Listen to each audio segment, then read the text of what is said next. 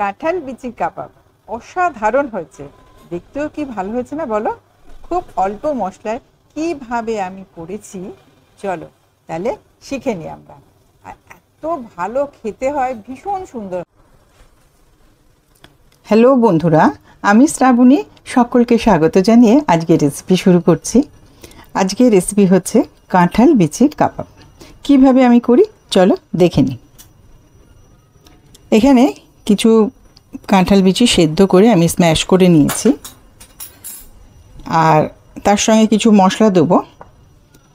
এখানে আছে জিরে, মৌরি আর গোলমরিচ হালকা রোস্ট করে কুটে নিয়েছি, এটা মোটামুটি কুটে নিয়েছি আদা কুচি, কাঁচা লঙ্কা কুচি, পেঁয়াজ কুচি, নিয়েছি একটু ছাতু, এখানে একটু আছে নুন, আর এখানে একটু নিয়েছি অ্যারারুট পাউডার। এখানে তোমরা কর্নফ্লোরও ইউজ করতে পারো। তাহলে এই সমস্ত মশলা দিয়ে এটাকে একটুখানি মেখে নেব। সমস্ত মশলা দিয়ে কাঁঠাল বিচির কাবাবটা খুব ভালো করে মেখে নিয়েছি, এক ফোঁটাও জল দিতে হয়নি। তোমাদের যদি লাগে তাহলে 1 চামচ দিতে পারো, আমার একটুও লাগেনি।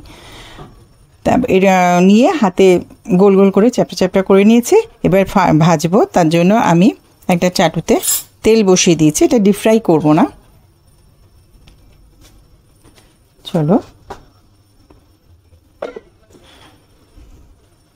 চাটুটা একটু গরম হবে, মানে তেলটা, চাটু তো হয়েই গেছে, তেলটাও হয়ে গেছে। এবার আমি আস্তে আস্তে করে একটা একটা করে ফ্রাই করতে দিয়ে দিই।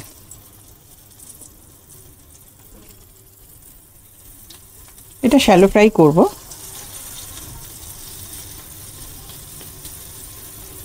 এপিট ওপিট করে 2 পিঠ ভেজে নিয়ে আসছি। কাঁঠাল বিচির কাবাব আমার রেডি হয়ে গেছে, অসাধারণ হয়েছে, ভীষণ টেস্টি হয়েছে।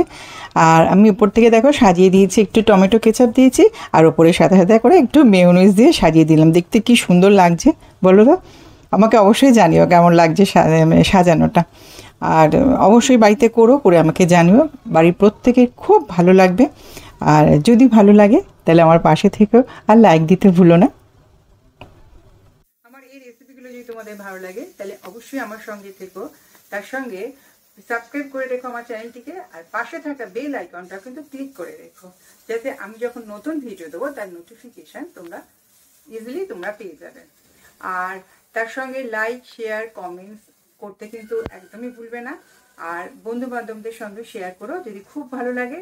আর তার সঙ্গে লাইক দিতে কিন্তু কেউ ভুলবে না, বলে দিচ্ছি কিন্তু আমি। আর তাহলে আজ এখানেই শেষ করছি, পরে আরেকটা ভিডিও নিয়ে আসবো। তোমরা সবাই খুব ভালো থেকো। নমস্কার।